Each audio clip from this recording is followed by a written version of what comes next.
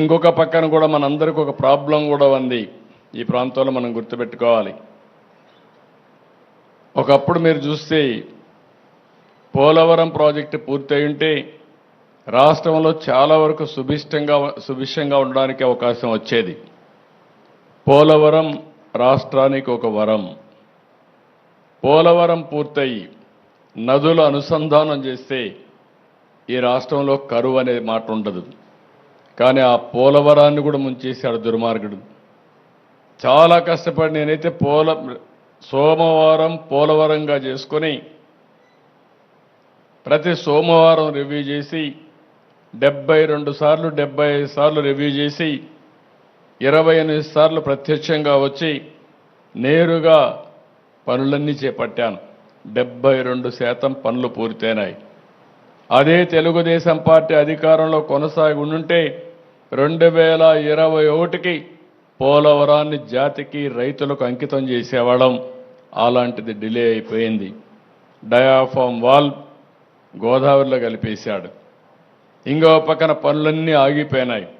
ఏదేమైనా పోలవరాన్ని పూర్తి చేసే బాధ్యత నేను ముఖ్యమంత్రి అవుతానని ఢిల్లీకి వెళ్ళి ఢిల్లీ పెద్దల్ని మెప్పించి 12,000 కోట్ల రూపాయలు శాంక్షన్ చేయించి ఇప్పుడు మొన్నే మీరు చూస్తే బడ్జెట్లో కూడా పెట్టి క్యాబినెట్లో కూడా పెట్టి డబ్బులు ఇచ్చారు. తొందరలోనే పోలవరం పనులు మళ్ళీ ట్రాక్లో పెడతాం, పూర్తి అవుతుంది. దీనివల్ల చింతలపూడి ఇలాంటి లిఫ్ట్ ఇరిగేషన్ని పూర్తి చేసి ఈ 2 జిల్లాల్లో ప్రతి ఒక్క ఎకరాకు నీళ్లు ఇచ్చే అవకాశం వస్తుంది. ఇంకొక విషయం కూడా మీరు గుర్తుపెట్టుకోవాల్సింది, మనకెప్పుడు వరదలు వస్తాయి, తుఫాన్లు ఉంటాయి. కానీ ఇలాంటి తుఫాన్లు వచ్చినప్పుడు వరదలు వచ్చినప్పుడు జాగ్రత్తగా ఉండడం మనందరి బాధ్యత. డ్రైన్స్ అన్నీ ప్రాపర్గా ఉండాలి. ఎక్కడ వర్షం పడినా దాన్ని పర్యవేక్షించే వ్యవస్థ సక్రమంగా ఉండాలి. ఇప్పుడు డ్రోన్స్ వచ్చాయి. ఇప్పుడే ఒక చిన్న ఎగ్జాంపుల్ చూపించారు. ఎవరైనా వాటర్లో చిక్కుంటే ఒకప్పుడు నేరుగా హెలికాప్టర్ పంపించి తెప్పించేవాళ్ళం, తీసుకొచ్చేవాళ్ళం, వాళ్ళని రక్షించేవాళ్ళం. ఈరోజు డ్రోన్ పంపిస్తే వాళ్ళు ఈజీగా బయట వచ్చే పరిస్థితి కూడా వస్తూ ఉంది. టెక్నాలజీలో పెను మార్పులు వచ్చాయి. ఆ మార్పులు కూడా ఉపయోగించుకుంటాం. ఇంకొక పక్కన మీరు ఒకసారి చూస్తే ఏదైతే ఈరోజు వరదలనంతా కూడా మ్యాపింగ్ చేయడం, ఎక్కడి నుంచి వరదలు వచ్చినా కొన్ని స్టాండర్డ్స్ ఉంటాయి.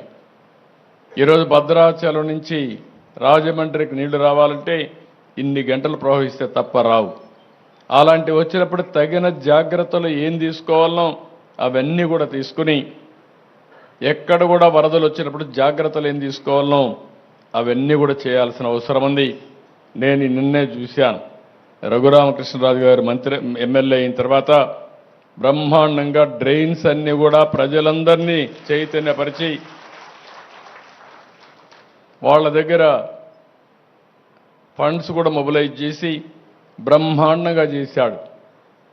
ఇది ప్రజా చైతన్యానికి మారు పేరు.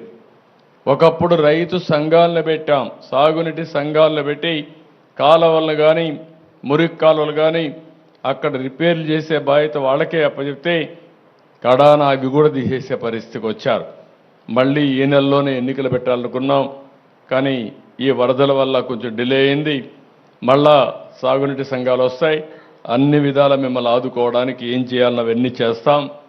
ఇప్పుడే కైకులూరు ఎమ్మెల్యే కూడా చెప్పినప్పుడు ఒక మాట అన్నారు. ఏదైతే ఉప్పుటేరు పైన ఒక రైల్వే బ్రిడ్జి కడితే ఇప్పుడే మనం చూసాం, అది బ్రిడ్జి కట్టేది పైన కట్టాలి. బ్రిటిష్ వాళ్ళు చాలా తెలివి కట్టేవాళ్ళు. హైట్లో కట్టి ఎంత నీరు వచ్చినా పోకుండా కిందికి వెళ్ళిపోయే సుజావుగా, ఎంత వరద వచ్చినా కూడా. ఇప్పుడు ఆ బ్రిడ్జ్ చూస్తే అది బ్రిడ్జ్ కాదు, నీళ్లు నిలిపే ఆయకట్ట మార్గం, ఆనకట్ట మార్గం ఉంది. అది నీళ్లు ఎంతవరకు ఉన్నాయో అంతవరకు కట్టేశారు. అడ్డంకులు బోల్డని అడ్డంకులు పెట్టే పరిస్థితి వచ్చారు. ఇప్పుడైతే ఆ రైల్వే బ్రిడ్జి కట్టారు, కానీ ఏం చేయాలనో వాళ్ళతో మాట్లాడతాం. ఇరిగేషన్తో కూడా మాట్లాడి ఏం చేయాలనో చేస్తామని చెప్పి కూడా నేను మీకు తెలియజేస్తున్నా.